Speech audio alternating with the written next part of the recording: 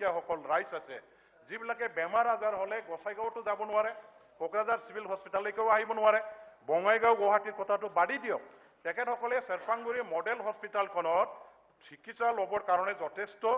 এইখিনি সুবিধাটো বুজিয়ে তাতে হস্পিটালখন নিৰ্মাণ কৰি উলিওৱা হৈছিলে। কিন্তু আজিলৈকে সেই পোষ্টবিলাক আজি 9টা পোষ্ট চেংচন যদিও আছে, 9টাৰ পৰা 8টা এতিয়াও vacant, only 1 post is fill up and he is running the model hospital now in a pathetic condition. গতিকে মই মন্ত্ৰী মহোদয়ক আজি অনুৰোধ কৰিব খুজিছোঁ যে তেখেতৰ উত্তৰত দিয়া আছে যে মানে ইতিমধ্যে এডভাৰটাইজমেণ্ট দিয়া হ'ল, সোনকালে ফিল আপ কৰিবৰ কাৰণে ব্যৱস্থা কৰা হ'ব, যে এডভাৰটাইজৰ পাছত যেতিয়া ফিল আপ কৰিবৰ কাৰণে প্ৰক্ৰিয়া আৰম্ভ কৰিব তেতিয়া 8জনৰ ভিতৰত যিটো এতিয়া 9জনৰ ভিতৰত এটাই মাত্ৰ ফিল আপ কৰা হ'ল, 8জনটো একেলগে সেই হস্পিটালখনত ফিল আপ কৰিবৰ কাৰণে এপইণ্টমেণ্ট দিয়াৰ ব্যৱস্থা কৰিব নেকি? অধ্যক্ষ ডাঙৰীয়া, সন্মানীয় সদস্যগৰাকীয়ে কোৱা কথাটোৰ গুৰুত্ব আছে। মই তেখেতক আশ্বস্ত কৰিব খুজিছোঁ অতি সোনকালে স্বাস্থ্য বিভাগে 682জন ডক্টৰৰ এপইণ্টমেণ্টৰ কাম সম্পূৰ্ণ কৰিব উইদিন 1 মান্থ। আৰু তেতিয়া আমি নিশ্চয়কৈ তেখেতৰ সমষ্টিৰ চেৰপাংগুৰি মডেল হস্পিটেলত ডক্টৰ দিয়াৰ ব্যৱস্থা কৰিব পাৰিম। অধ্যক্ষ ডাঙৰীয়া, আমাৰ grade 3 both technical and non-technical, তাৰ কাৰণে আমাৰ ৰিক্ৰুটমেণ্টৰ প্ৰচেছ চলি আছে। 1528জন ব্যক্তিয়ে তাত ৰিক্ৰুটমেণ্ট লাভ কৰিব। আৰু হেল্থ ডিপাৰ্টমেণ্টৰ 4th গ্ৰেড 1192জনৰো ৰিক্ৰুটমেণ্টৰ প্ৰচেছ চলি আছে। তেখেতৰ হস্পিটেলখনত এগৰাকী MO আয়ুৰ্বেদিকো আছে, মানে 2জন ডক্টৰ আছে, এজন নহয় 2জন ডক্টৰ আছে। কিন্তু মই অস্বীকাৰ নকৰোঁ, ডক্টৰ আৰু নিশ্চয়কৈ তাত থাকিব লাগে। অধ্যক্ষ ডাঙৰীয়া, 3টামান কুৱেশ্যন প্ৰায় একে কুৱেশ্যনে আছে। ৰত্নৰ ডাঙৰীয়াৰো একে কুৱেশ্যন আৰু সৰুপথাৰৰ বিধায়কৰো প্ৰায় একে কুৱেশ্যন মই যেতিয়া চাই আছিলোঁ। মই কেইটামান কথা একেবাৰে কৈ থ'ব খোজোঁ অধ্যক্ষ ডাঙৰীয়া। অধ্যক্ষ ডাঙৰীয়া, 2016লৈকে অসমত মেডিকেল কলেজ আছিলে 6খন। 2006 চনলৈকে অসমত মেডিকেল কলেজ আছিলে মাত্ৰ 3খন। 6 পৰা 15 চনৰ ভিতৰত অসমত মেডিকেল কলেজ হ'ল আৰু 3খন। সেই 3খনো কোনে বনাইছিল, কাৰ নেতৃত্বত হৈছিল, উদ্যোগত হৈছিল, সকলোৱে জানে। অধ্যক্ষ ডাঙৰীয়া, 6খন মেডিকেল কলেজে আমি গোটেই অসমৰ মানুহক ট্ৰিটমেণ্ট কৰিব নোৱাৰোঁ বা স্বাস্থ্য সেৱা আমি দিব নোৱাৰোঁ। তাৰ কাৰণে সিদ্ধান্ত লোৱা হ'ল অধ্যক্ষ মহোদয় যে পাৰ্যমানে এখন ডিষ্ট্ৰিক্টত এখন মেডিকেল কলেজ, যিটো মুখ্যমন্ত্ৰী ডক্টৰ হিমন্ত বিশ্ব শৰ্মা ডাঙৰীয়াৰ সপোন, আৰু সেই সপোনক বাস্তৱায়িত কৰিবলৈ আমি ইতিমধ্যে কাম কৰি আছোঁ। অধ্যক্ষ ডাঙৰীয়া, মই অলপ দিন আগলৈকে, আজিৰ পৰা 1.5 বছৰ আগলৈকে স্বাস্থ্য বিভাগৰ ৰাজ্যিক মন্ত্ৰী আছিলোঁ। সেইখিনি সময়ত বছৰত আমাৰ ডক্টৰ আমি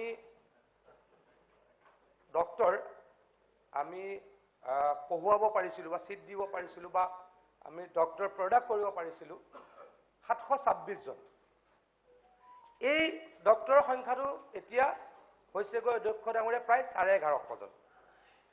1150জন এতিয়া 9খন মেডিকেল কলেজত, আগৰ 6খন,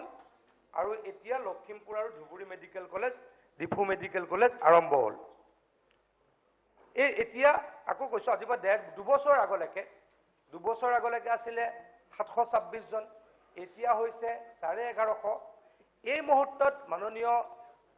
অধ্যক্ষ মহোদয় সদনত এই কথাটো সকলোৱে নিশ্চয়কৈ জানেই, তথাপিতো কৈছোঁ, এই মুহূৰ্তত আমি 7খন মেডিকেল কলেজৰ নিৰ্মাণৰ কাম পূৰ্ণ গতিত চলাই আছোঁ। তাৰে এখন নগাঁৱত, এখন নলবাৰীত, এখন কোকৰাঝাৰত, এখন তিনিচুকীয়াত, এখন বিশ্বনাথ চাৰিআলিত, এখন চৰাইদেউত, এখন আমাৰ গুৱাহাটীৰ 2nd মেডিকেল কলেজখন, সেইখন প্ৰাগজ্যোতিষপুৰ মেডিকেল কলেজ বুলি হ'ব। এইকেইখনৰ কাম পূৰ্ণ গতিত অধ্যক্ষ ডাঙৰীয়া চলি আছে। তাৰ পাছত অধ্যক্ষ ডাঙৰীয়া এটা 2 মিনিট দিলে মই গোটেইকেইটা কুৱেশ্যনৰ তাৰ পাছত তামোলপুৰত মেডিকেল কলেজৰ কামৰ আধাৰশিলা হ'ল আৰম্ভ হৈ গ'ল ধেমাজিত আজি আধাৰশিলা মাননীয় মুখ্যমন্ত্ৰী ডাঙৰীয়াই কৰিবলৈকে ৰাওনা হ'ব বঙাইগাঁৱৰ মেডিকেল কলেজৰ আমি আধাৰশিলা কৰিলোঁ মৰিগাঁও মেডিকেল কলেজৰ আমি আধাৰশিলা কৰিলোঁ গোলাঘাটৰ মেডিকেল কলেজৰ আমি আধাৰশিলা কৰিলোঁ শিৱসাগৰ গোৱালপাৰা আৰু আমাৰ কৰিমগঞ্জ মেডিকেল কলেজৰ কাম অতি সোনকালে আৰম্ভ হ'ব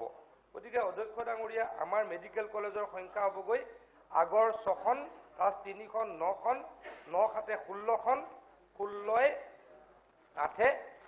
16 8 মাননীয় মুখ্যমন্ত্ৰীৰ 24খন গতিকে ক'ত মুখ্যমন্ত্ৰী অধ্যক্ষ ডাঙৰীয়া 2016 লৈকে 6খন মেডিকেল কলেজ আছে আৰু এতিয়া 24খন 16 আৰু 24 মানে 18খন মেডিকেল কলেজ আমি মাত্ৰ 6.5 বছৰত আমি বনাবলৈকে আগবাঢ়িছো বা বনাইছো তাৰ উপৰি এইমছখনটো আছে এইমছৰ ফাংচনিং আৰম্ভ হৈছে ক্লাছ আৰম্ভ হ'ল অহা 3-4 মাহৰ পাছত OPD আৰম্ভ হ'ব গতিকে অধ্যক্ষ ডাঙৰীয়া আমাৰ ডক্টৰৰ সংখ্যাটো য'ত আগতে 726 জন আছিলে আজিৰ পৰা 2 বছৰ আগলৈকে এতিয়া 1150 হ'ল অহা 5টা বছৰত অসমত ডক্টৰৰ সংখ্যা 2000তকৈ অধিক হ'ব 2500 হ'ব তেতিয়া এই সমস্যাবিলাক নিশ্চয়কৈ নাইকিয়া হৈ যাব সকলো মেডিকেলত সকলো হস্পিটেলত ডক্টৰৰ সংখ্যা একেবাৰে কম নাথাকিব ডক্টৰ উভৈনদী হ'ব ধন্যবাদ শ্ৰী চৰণ বড়ো নালাগে আৰু অধ্যক্ষ ডাঙৰীয়া 8 মিনিটতকৈ বেছি হৈ ডাঙৰীয়া প্লিজ জাষ্ট মানে 1 ছেকেণ্ড মই মন্ত্ৰী মহোদয়ক অনুৰোধ কৰিব খুজিছোঁ আমাৰ GNM চেৰপাংগুৰি মডেল হস্পিটেলৰ পৰা তেখেতসকলক আনি পেলাই কোকৰাঝাৰ চিভিল হস্পিটেলত যে এটাচ কৰিছে আৰু এজন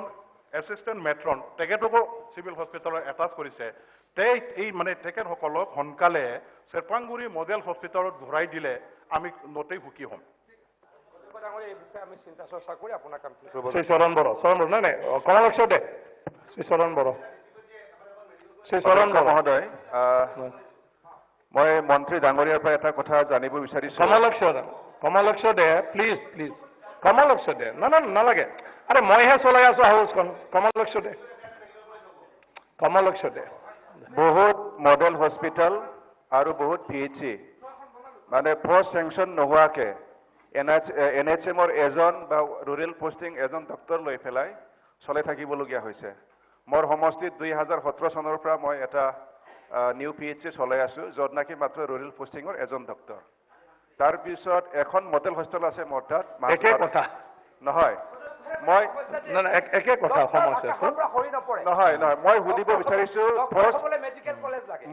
বিচাৰিছো পোষ্ট চেংচনৰ প্ৰক্ৰিয়া কিয় ইমান দেৰি হৈছে 2017 চনত মই যেতিয়া সদনত কুৱেশ্যন আনিছিলোঁ তেতিয়া আমাৰ স্বাস্থ্য মন্ত্ৰী আছিলে আমাৰ সন্মানীয় মুখ্যমন্ত্ৰী ডাঙৰীয়া তেখেতে সদনত মোক কৈছিল 2018 চনৰ মাৰ্চ মাহত যি বাজেট সেশন হ'ব সেইদিনাই পোষ্ট চেংচনটো হ'ব বুলি ইয়াত মোক ঘোষণা কৰিছিল 2018 পৰা আজি 2022 পালে আজিলৈকে এইখন হস্পিটেলত পোষ্ট চেংচনটো হোৱা নাই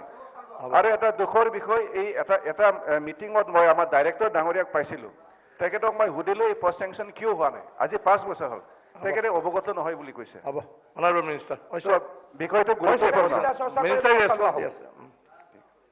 ঠিক আছে ধন্যবাদ এতিয়া কুৱেশ্যন নম্বৰ 62 ৰকিবউদ্দিন আহমেদ এতিয়া আছে দেখোন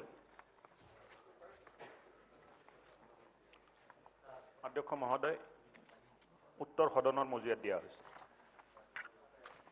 মাননীয় অধ্যক্ষ মহোদয় মই প্ৰায় 100টা পেজত মোৰ প্ৰশ্নকেইটাৰ উত্তৰখিনি পাইছোঁ মোৰ এটা পৰামৰ্শ